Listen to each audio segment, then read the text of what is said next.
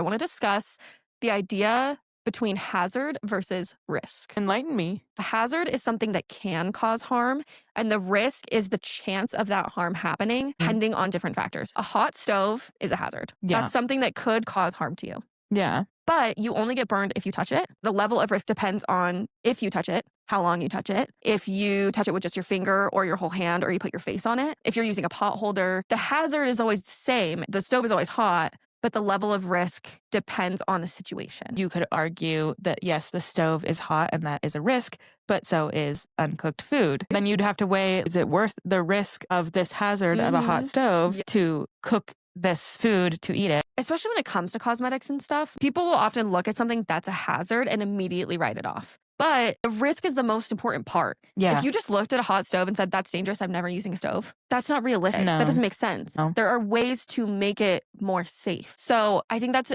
important to keep in mind as we're having this conversation and discuss how that relates to our conversation today.